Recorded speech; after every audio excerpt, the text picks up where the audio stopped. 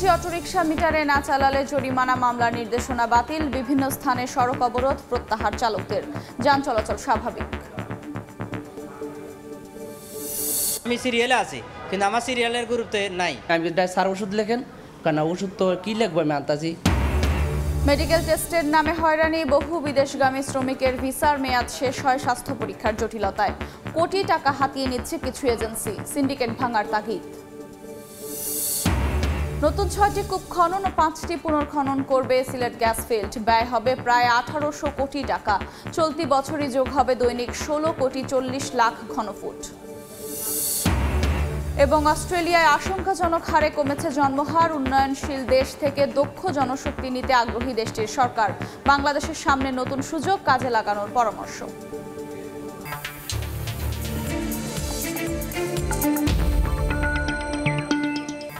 দেখছিলেন শিরোনাম। আমন্ত্রণ জানাচ্ছি দেশ ও দেশের বাইরের অর্থ বাণিজ্যের নানা খবর নিয়ে আমাদের নিয়মিত আয়োজন এই সময়ের বাণিজ্যে।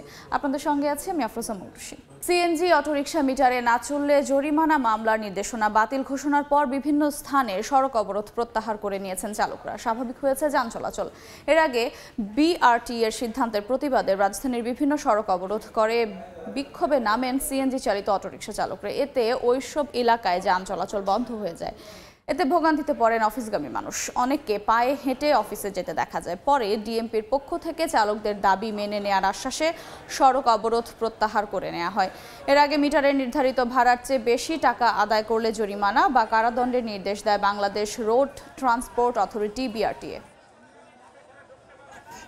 আমরা গুলশান 2-তে ডেলভিস্তা টাওয়ারে যাওয়ার জন্য চেষ্টা করতেছিলাম, বাট এই যে ওদের বিক্ষোভের কারণে আমরা অনেকক্ষণ ধরে এখানে জ্যামে আটকেছিলাম, পরে হেঁটে এই পর্যন্ত চলে আসছি। এটার অতিরিক্ত অসুবিধা, একবারে অসহ্যকর, যা ভাষা বোঝা যায় না। কেন কিছু একটা মানে রাজপথে নেমে আসে, এটা বন্ধ করতে হবে, রাজপথে নামাটা বন্ধ করতে হবে। সরকারের পক্ষ থেকে আদেশ জারি করা হয়েছে, সেক্ষেত্রে তখন থেকে বাতিল, আগের যে অর্ডারটি তখন থেকে বাতিল হয়ে যায় এবং চিঠিতে বলা আছে যে আগের যে অর্ডারটি সেটি বাতিল করা হলো। সেটা বাতিল করা হলো অর্থ হচ্ছে যে আপনি স্বাভাবিক আগে যেভাবে চলতো সেভাবেই চলবে। তেজগাঁওয়ে নিজ কার্যালয়ে ডিসি সম্মেলনের উদ্বোধনী অনুষ্ঠানে বক্তব্য দিচ্ছেন প্রধান উপদেষ্টা ডক্টর মোহাম্মদ ইউনূস। সরাসরি যাচ্ছি সেখানে। প্রস্তুতি নেওয়া যে আমাদের স্ট্র্যাটেজি কী হবে, আমাদের অবজেক্টিভ কী হবে, আমাদের কার কী করণীয়, এগুলো ঠিক করা। আজকে যে সময়টুকু আমরা পেলাম সবাইকে একত্র করে, সারা দেশের থেকে সবাই এসছো তোমরা, এটাই ঠিক করা। আমরা টিম হলাম কিনা, যদি এটা বাংলাদেশ সরকার হয়ে থাকে, বাংলাদেশ সরকারকে একটা টিম হতে হবে। এটা টিম ওয়ার্ক, এটা এমন না যে আমি আমার মতো করলাম, ওর মতো করলো, এটা হয় না, কোনো কাজেই হয় না। টিম গঠনের জন্য যখন একত্র হয় তখন টিমের কী কার করণীয় সেগুলো নিয়ে আলোচনা, কার ঘাটতি আছে, কাকে তোমার কারণে আমারটা নষ্ট হচ্ছে। কারণ খেলা হলো একটা সামগ্রিক জিনিস, একজনের ভুল কাজে পুরো টিম তার সাফল্য থেকে বঞ্চিত হয়। কাজে আমরা কেউ যেন এমন কোনো ভুল কাজ না করি যাতে করে পুরো টিমের সাফল্য ব্যাহত হয়, আমাদের গন্তব্যে পৌঁছা ব্যাহত হয়। এটা নিয়ে আমাদের আলোচনা, আমরা কি করছি। আমরা সরকার গঠনের পর থেকে এখন 6 মাস চলে গেল। এটাকে আমি বলছিলাম যে এটা আমাদের প্রথম পর্ব। একটা আয়োজন করার জন্য যে সময় লাগে, অনেক ভুলভ্রান্তি হয়েছে এই আয়োজনের সময়। এখন সেগুলো ঠিকঠাক করে আমরা পুরো খেলার জন্য এখন প্রস্তুত। সেই প্রস্তুতিটা আমাদের হলো কিনা, না হলে কি কি ঘাটতি আছে সেগুলো ঠিক করা। আমি অন্যভাবেও চিন্তা করছিলাম কথাগুলো শোনার সময়। এটা যদি কোনো বড় কোম্পানির এক্সিকিউটিভদের একটা বৈঠক হতো, তাদের যারা শরিক হচ্ছে তারা কি বলতো, নিশ্চয়ই ম্যানেজিং ডিরেক্টরের প্রশংসায় সময় নষ্ট করতো না। তারা বলতো আমি এই কাজ দিয়েছেন আমাকে, আমি এই কাজ করেছি, আমার এই সাফল্য হয়েছে, আমি ওই আরও এই কাজের জন্য প্রস্তুত। আমি দুভাবে দেখালাম, একটা হলো যে খেলার মাঠের খেলোয়াড়, একটা হলো ব্যবসায়িক প্রতিষ্ঠানের ফিল্ড অফিসারদের তাদের বক্তব্য। এই সরকারের যে খেলোয়াড় যারা আমরা আছি তাদের এই ভূমিকা ওই দুই গোষ্ঠীর মধ্যে কোনোটার মতো হতে হবে, যে আমরা কি করছি, কি করার দরকার, কোথায় আমরা আটকে যাচ্ছি, সেগুলো নিয়ে আলোচনা হবে নিশ্চয়ই। আজকে উদ্বোধনী অনুষ্ঠানে হয়তো হচ্ছে না, অন্য সময় হবে। তো সেখানেও আমাকে প্রধান অতিথি বলাতে আমি একটু কষ্ট পেলাম, যেন আমাকে বাইরে রাখা হলো এই খেলার মাঠ থেকে। হওয়া উচিত ছিল তো আমার খেলার ক্যাপ্টেন, কিন্তু আমার করলে অতিথি। আমি অতিথি হিসেবে বক্তব্য রাখতে চাই না, আমি ক্যাপ্টেন হিসেবে বক্তব্য রাখতে চাই। আমাদের করোনা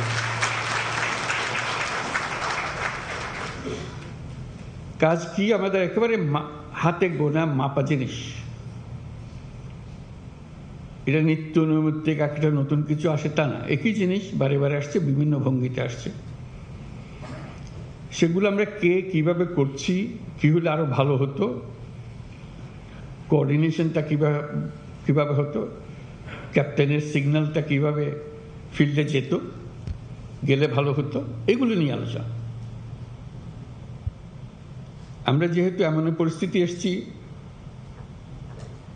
এটা ল অ্যান্ড অর্ডার, একটা শান্তি শৃঙ্খলা বজায় একটা মস্ত বড় ইস্যু হয়ে গেল। এটাতে আমরা কে কি পরিমাণ অগ্রসর হলাম, কি করণীয় আমাদের, এটা একটা 1 নম্বর বিবেচ্য বিষয় আমাদের ল অ্যান্ড অর্ডার। এটা যাতে আমরা বিফল না হই, কারণ এটাতেই আমাদের সমস্ত অর্জন সফলভাবে অর্জন হতে পারে অথবা বিফলতায় পর্যবসিত হতে পারে। সেটা কি কোঅর্ডিনেশন হলে, কিভাবে হলে, এটা নিয়ে এই সম্মেলনে আলোচনা হোক। ফিরে যাওয়ার পরে যেন এটা আর বোঝাবুঝির মধ্যে কোনো গলদ না থাকে। আমরা সেখানে কি কি বিষয় অন্তর্ভুক্ত সেগুলো তোমাদের খুব ভালো করে জানা আছে। পুলিশ প্রশাসনের কাজ কি, সিভিল প্রশাসনের কাজ কি, কোঅর্ডিনেশনের কাজ কি। কিন্তু এই যদি বলি ওর কারণে আমারটা হয় না, এটা বলে তো আমরা পার পাবো না।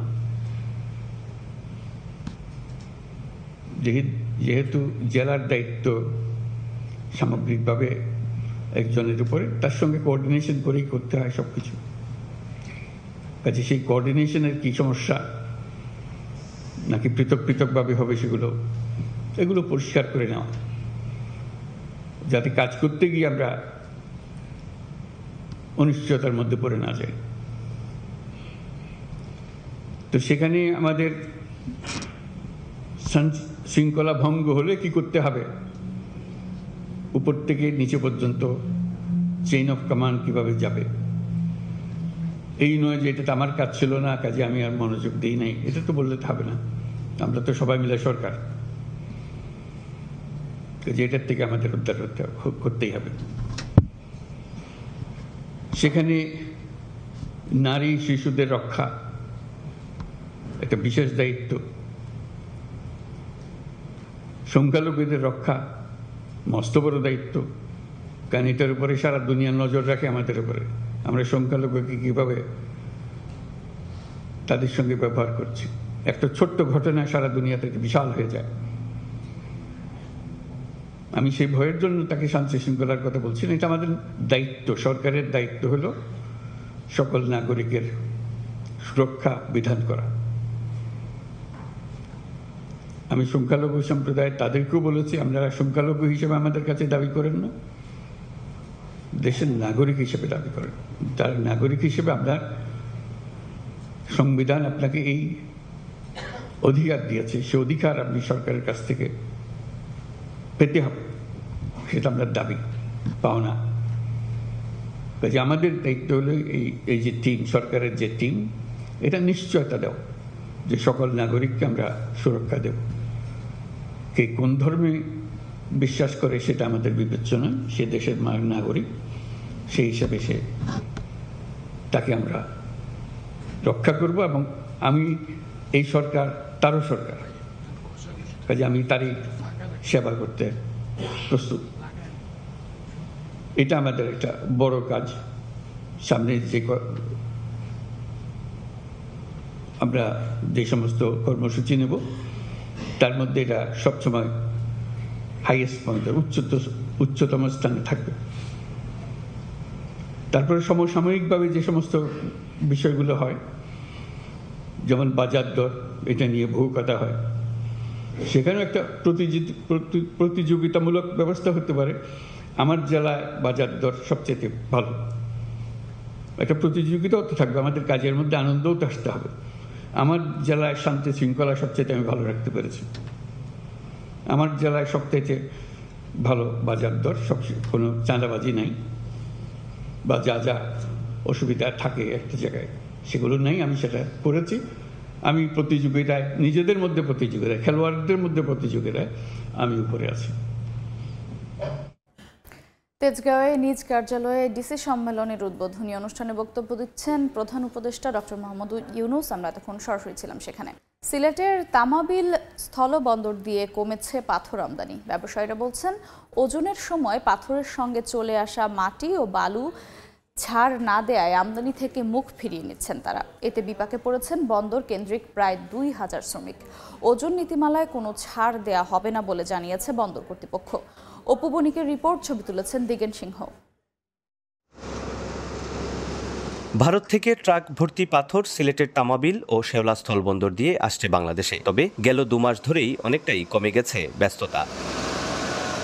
আমদানিকারকরা বলছেন ভারতে খনি থেকে সরাসরি ট্রাকে পাথর বোঝাই করা হয়, এতে পাথরের সঙ্গে বালু ও মাটি চলে আসে। কিন্তু ওজন করার সময় বন্দর কর্মকর্তারা মাটি ও বালুর ওজন ছাড় দিচ্ছেন না, এতে লোকসানের সংখ্যায় আমদানি কমিয়ে দিয়েছেন তারা। এটা কিন্তু বর্তমানে কাস্টমস বা পোর্ট কর্তৃপক্ষ কেউ এটা ছাড় দিচ্ছে না। 4 ভাগের থেকে এখন 1 ভাগে চলে আসছে গাড়ি। এখনো সরকারের কাছে আমাদের আবেদন যে আমাদের এই বিষয়গুলো একটু খতিয়ে দেখবে। বন্দর কর্তৃপক্ষের কঠোর অবস্থানে ব্যবসায়ীদের আমদানি কমানোর সিদ্ধান্তে বিপাকে পড়েছেন বন্দর কেন্দ্রিক প্রায় 2000 শ্রমিক। আগে প্রতিদিন একটা করে গাড়ি কাজ করতাম, বাচ্চা কাচ্চা নিয়ে ডাল চাউল খাইতে পারতাম। এখন আমরা সপ্তাহে 1 গাড়ি পাই না। দেখা গেছে আমাদের 2 জন লেবার 3 দিন 4 দিনে একটা গাড়ি পায় না। এমন পরিস্থিতিতে তামাবিল বন্দর কর্তৃপক্ষ বলছেন পাথর ওজন করার ক্ষেত্রেও যে নির্দেশনা রয়েছে তার বাইরে কোনো পদক্ষেপ নেবেন না তারা। বালি এগুলোর একটা ছাড় পেতেন, এগুলো এখন আসলে পাচ্ছেন না, বিধায় তারা মনে হয় ব্যবসা বন্ধ রেখেছেন।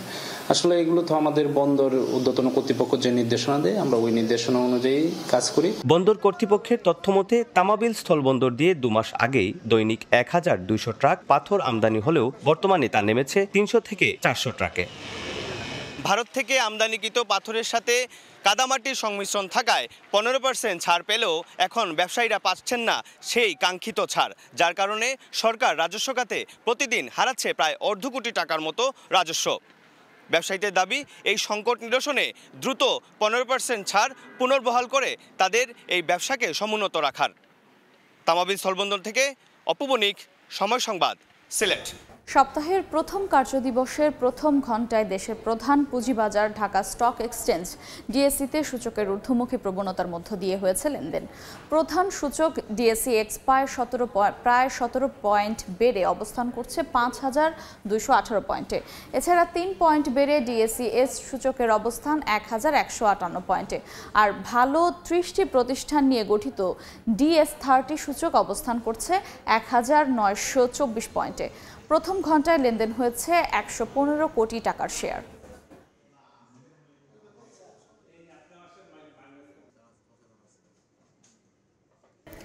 দেশের গ্যাস সংকট কাটাতে নতুন 6টি কূপ খনন এবং 5টি কূপ পুনর্খননের মহাপরিকল্পনা হাতে নিয়েছে সিলেট গ্যাস ফিল্ড কোম্পানি। এতে ব্যয় ধরা হয়েছে 1742 কোটি টাকা। এর মধ্য দিয়ে চলতি বছরই দৈনিক 16 কোটি 40 লাখ ঘনফুট গ্যাস জাতীয় সঞ্চালন লাইনে সরবরাহ সম্ভব বলে মনে করছেন সংশ্লিষ্টরা। নৌশাদ আহমেদ চৌধুরীর ক্যামেরায় বিস্তারিত, ইকরামুল কবিরের রিপোর্টে। একের পর এক গ্যাস কূপ খনন ও পুনঃখননের মাধ্যমে সিলেট গ্যাস ফিল্ড কোম্পানি দেশের গ্যাস সেক্টরকে সমৃদ্ধ করে যাচ্ছে। শিগগিরই সিলেট 10 নম্বর কূপ থেকে দৈনিক 2 কোটি ঘনফুট গ্যাস জাতীয় সঞ্চালন লাইনে সরবরাহ করতে যাচ্ছে কোম্পানি। 1742 কোটি টাকা ব্যয়ে 5টি কূপ পুনঃখনন এবং রশিদপুর 11 ও 13, কৈলাসটিলা 9, ডুপিটিলা 1, সিলেট 10X ও সিলেট 11 এই 6টি নতুন কূপ খননের জন্য ইতোমধ্যে চায়না কোম্পানি সহ বিভিন্ন কোম্পানিকে দায়িত্ব দেওয়া হয়েছে। এ থেকে আরও দৈনিক 12 কোটি ঘনফুট গ্যাস উৎপাদন করা সম্ভব হবে। কৈলাসটিলা 1-এর ওয়ার্ক ওভার হবে, রশিদপুর 3 কূপের ওয়ার্ক ওভার হবে, বিয়ানীবাজার 2 ওয়ার্ক ওভারের আওতায় আছে এবং রশিদপুর 7, এই 5টা কূপের ওয়ার্ক ওভারও কিন্তু এই সময়ের মধ্যে আমরা শেষ করব। সব কিছু মিলে পেট্রোবাংলা সিলেট গ্যাস ফিল্ড কোম্পানিকে যে টার্গেট নির্ধারণ করে দিয়েছিল তা পূরণে সবাই সচেষ্ট রয়েছেন এবং এই সিলেট 10 নম্বর গ্যাস কূপের পাশে আরেকটি নতুন কূপ খননের পরিকল্পনা নিয়েছে কোম্পানি। বর্তমানে সিলেট গ্যাস ফিল্ড কোম্পানির 16টি কূপ থেকে দৈনিক উৎপাদন হচ্ছে 13 কোটি 70 লাখ ঘনফুট গ্যাস। 2025 সালের মধ্যে দৈনিক 164 মিলিয়ন ঘনফুট গ্যাস উৎপাদনের লক্ষ্যে নতুন নতুন গ্যাস কূপ খনন ও পুনঃখননের কাজ করছে Sylhet gas field company. Sylhet 10-এর এই গ্যাস গ্যাদারিং পাইপলাইনটা যাবে, খুব শীঘ্রই এটা কমপ্লিট হয়ে যাবে। তো এটা হলে আরও 20 মিলিয়ন গ্যাস কিন্তু আমাদের জাতীয় গ্রিডে চলে যাবে। পেট্রোবাংলার তথ্য অনুযায়ী দেশের বর্তমান দৈনিক গ্যাসের চাহিদা 380 কোটি ঘনফুট, বিপরীতে সরবরাহ রয়েছে 250 কোটি ঘনফুট। ইকরামুল কবির, সময় সংবাদ, সিলেট। চট্টগ্রাম বন্দরের জাহাজ চলাচল স্বাভাবিক রাখতে প্রয়োজন হয়ে পড়েছে কর্ণফুলী নদীর নাব্যরক্ষা। আর এই নাব্যরক্ষায় চলছে বন্দরের বিরতিহীন ড্রেসিং। এই মুহূর্তে কর্ণফুলী নদীর তীর থেকে সরাসরি যুক্ত হচ্ছেন সহকর্মী কমলদের, সঙ্গে আছেন চট্টগ্রাম বন্দরের সিনিয়র হাইড্রোগ্রাফার মোহাম্মদ নাসির উদ্দিন। সরাসরি যাচ্ছে সেখানে। চট্টগ্রামের শহরের জলাবদ্ধতা নিরসনের একটা গুরুত্বপূর্ণ ভূমিকা রয়ে গেছে কিন্তু এই কর্ণফুলী নদীর, কারণ কর্ণফুলী নদীর নাব্যতা হারানোর কারণে শহরের যে বৃষ্টির পানি সেটি সহজে নদীতে এসে পড়তে পারে, ফলে শহরে জলাবদ্ধতার সৃষ্টি হয়। চট্টগ্রাম শহরকে জলাবদ্ধতা রক্ষা করে এবং একই সাথে কর্ণফুলী নদীর নাব্যতা রক্ষার জন্য কাজ করেছে চট্টগ্রাম বন্দর কর্তৃপক্ষ। তারা প্রায় 55 লাখ যে ঘনফুট মাটি অপসারণ করছে এখানকার 8টি খালের মুখ থেকে। এখন চলছে যে রাজাখালী খাল, তার মধ্যে চট্টগ্রামে বলা হয়ে থাকে দৃশ্যমান খালের কথা কাগজে কলমে রয়েছে 51টি, দৃশ্যমান খাল রয়েছে 37টি। এর মধ্যে 8টি খাল আবার সরাসরি কর্ণফুলীতে এসে পড়েছে।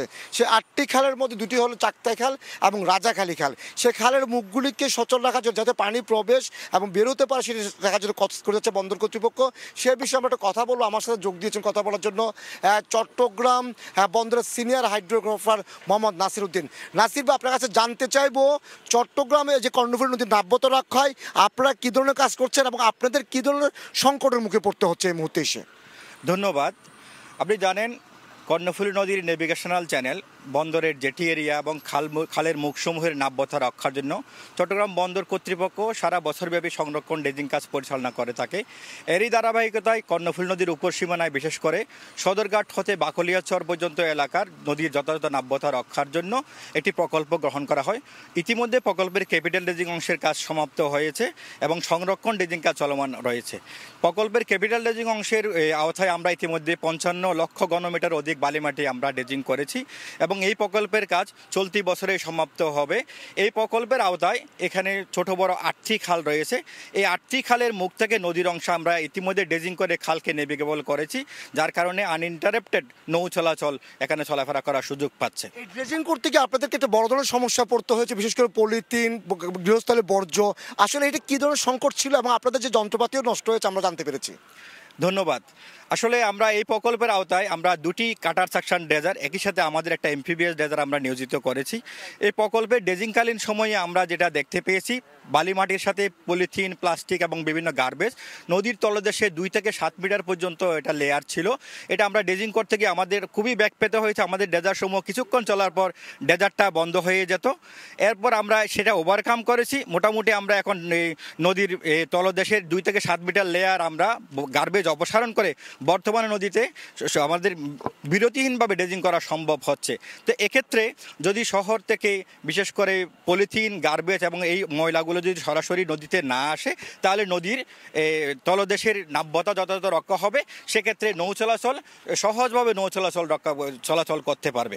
কর্ণফুলী নদীর কারণে চট্টগ্রাম বন্দর একটা ঝুঁকির মধ্যে পড়ে, আসলে ঝুঁকিটা কেমন এবং সে ঝুঁকি মুক্ত করার জন্য আপনারা কি ব্যবস্থা নিচ্ছেন? ধন্যবাদ। আসলে এখানে যদি উপর সীমানার নাব্যতা যথাযথভাবে না থাকে, তাহলে এটার এফেক্টটা আমাদের জেটি এরিয়ায় গিয়ে পড়ে। তো জেটি এরিয়ার নাব্যতা সংকটের সৃষ্টি হয়। এজন্য আমরা অগ্রাধিকার ভিত্তিতে উপর সীমানার বিশেষ করে এই 4 কিলোমিটার এলাকা আমরা 4 মিটার গভীরতায় নিয়ে আসার জন্য প্রকল্প হাতে নিই এবং এই 4 মিটার গভীরতা আমরা আনতে সক্ষম হয়েছি। এবং এই কারণে বর্তমানে আমাদের জেটি এলাকায় পলি জমার হার অনেকাংশে হ্রাস পেয়েছে, যার কারণে কর্ণফুলী নদীতে চট্টগ্রাম বন্দরের মার্চেন্ট শিপগুলো আসা যাওয়া নির্বিঘ্নে আসা যাওয়া করতে পারতে এবং যেটির সম্মুখভাগে নাব্যতার কোনো সংকট হচ্ছে না। আমরা একটা ব্যতিক্রমের ড্রেজারের কাজ দেখছি। ড্রেজারের আসলে বিশেষত্ব কি? মূলত আমরা জানতে পারছি বড় ড্রেজার কাজ করার কথা, এই ছোট ড্রেজার দিয়ে আসলে কি হবে? আসলে আমাদের এটা হচ্ছে একটা এমপিবিএস ড্রেজার, স্পেশালাইজড ড্রেজার, যেখানে আমাদের বড় ড্রেজারগুলো খালের সম্মুখভাগে খালের ভিতরেই যেতে পারে না। এই ছোট্ট ড্রেজারটা গিয়ে খালের মুখের মধ্যে যে পরিমাণ ময়লাগুলো জমে থাকে সেই ময়লাগুলোকে রিমুভ করার জন্য আমরা এই ড্রেজারটা ব্যবহার করে থাকি এবং এটি ইফেক্টিভলি ব্যবহার হচ্ছে, আর যার কারণে আমরা সুফল পাচ্ছি এবং খালের মুখের ময়লা থেকে শুরু করে খালের মুখের নাব্যতা যথাযথভাবে রক্ষা করা সম্ভব হচ্ছে। এই যে ড্রেজিংয়ের ব্যবস্থা করছেন, এতে বন্দর লাভটা কি হচ্ছে বা শহরের লাভটা কি হবে? এখানে বন্দরের লাভ হচ্ছে বন্দরের জাহাজসমূহ যথাযথভাবে নির্বিঘ্নে আনইন্টারেপ্টেড নেভিগেবিলিটি রক্ষা পাচ্ছে এবং জাহাজগুলো চলাফেরা করতে পারছে। একই পাশে শহরের যে শহরের জলাবদ্ধতার বিষয়টা, যেটা যে সরাসরি পানি আসতে পারে না, আমাদের খালের মুখের নাব্যতার কারণে শহরের পানি এবং পানিসমূহ সরাসরি নদীতে এসে পতিত হচ্ছে, যার কারণে জলামগ্নতা অনেকটা লাঘব হবে। ধন্যবাদ। আমরা কথা বলছিলাম চট্টগ্রাম বন্দরের সিনিয়র হাইড্রোগ্রাফার নাসিরউদ্দিনের সাথে। তিনি আমাদেরকে বলছিলেন যে চট্টগ্রাম বন্দরকে বাঁচাতে গেলে এই কর্ণফুলী নদীকে রক্ষা করতে হবে এবং কর্ণফুলী নদীকে রক্ষা করতে গেলে যে খালের মুখগুলো রয়েছে সেগুলিকে পরিষ্কার করে পানি চলাচলটাকে অবাধ রাখতে হবে। তো এখন আমরা কথা বলছিলাম চট্টগ্রামের কর্ণফুলী নদী যে নাব্যতা রক্ষায় বিশেষ ড্রেজিং চলছে তার সর্বশেষ। সরাসরি যুক্ত ছিলাম কর্ণফুলী নদীর তীরে। দেশি মুরগির স্বাদ দিতে এবার ফ্রান্সের হাত ধরে দেশে উৎপাদিত হবে কালার বার্ডের বাচ্চা। করতে হবে না আমদানি, সাশ্রয় হবে বৈদেশিক মুদ্রা, এমন সুখবর দিচ্ছে পোল্ট্রি খাতের অন্যতম শীর্ষ প্রতিষ্ঠান প্যারাগন। জাত উদ্ভাবনী ফ্রান্সের প্রতিষ্ঠান হাব বার্ডের সহায়তায় দেশে আনুষ্ঠানিক যাত্রা শুরু করেছে কালার মুরগির premium grand parent stock GP. আগামী সেপ্টেম্বরে জিপি থেকে প্যারেন্ট স্টক বা পিএস কিনতে পারবে বাচ্চা উৎপাদনকারী ফার্মগুলো। বাজারে নানা রঙের মুরগির মধ্যে ভোক্তারা প্রায় সময়ই খুঁজেন দেশি মুরগির স্বাদ, যা পেতে খরচ করতে হয় তুলনামূলক বেশি। এবার সুলভে দেশি মুরগির স্বাদ দিতে ফ্রান্সের হাববার্ড কোম্পানি থেকে উন্নত জাতের গ্র্যান্ড প্যারেন্ট স্টক জিপি আমদানি করেছে দেশের পোল্ট্রি খাতের শীর্ষস্থানীয় প্রতিষ্ঠান প্যারাগন গ্রুপ। শনিবার রাজধানীর একটি হোটেলে এই কালার মুরগির প্রিমিয়াম জিপির উদ্বোধনী অনুষ্ঠানে প্যারাগন কর্ণধর জানান, এই গ্র্যান্ড প্যারেন্ট স্টক থেকে আগামী সেপ্টেম্বরেই বাচ্চা উৎপাদনকারী প্রতিষ্ঠানগুলোতে সরবরাহ করা হবে প্যারেন্ট স্টক বা পিএস। চলতি মাসে বুকিং দিলে প্রতি পিএসে মিলবে 50 টাকা করে মূল্য ছাড়। কনজিউমার কি এই দেশে পছন্দ করে, we transfer all of our knowledge and share with Hubbard. September মাস থেকে আমরা এটা বাচ্চা দিতে পারবো। আমাদের একটা করে পিএস এর দাম পড়বে 700 টাকা। তবে এই মাসে যদি আমরা 28 তারিখের মধ্যে কেউ বুকিং দেই, ডেলিভারি হবে সেপ্টেম্বরের থেকে। যে আগে বুকিং দিবেন সেই অনুযায়ী আমাদের দাম থাকবে 650 টাকা। বাংলাদেশের আবহাওয়া উপযোগী জিন বিন্যাসে উদ্ভাবিত নতুন এই জাতে দেশি মুরগির স্বাদ পাবেন বলে জানান হাববার্ডের ব্যবস্থাপনা পরিচালক। জানানো হয় এর লালন পালন খরচ যেমন কম, তেমনি ব্যবস্থাপনাও তুলনামূলক সহজ। We spent 25% of our turnover in R&D each year for the premium birds. That's our goal, to maximize the genetic potential of our birds. এর আগে হাববার্ড থেকে দেশে প্রচলিত লেয়ার ও ব্রয়লার মুরগির গ্র্যান্ড প্যারেন্ট স্টকও বাংলাদেশে এনেছে প্যারাগন। কামরুল হাসান সবুজ, সময় সংবাদ। এই ছিল সময়ের বাণিজ্যে, সঙ্গে থাকুন সময়ের।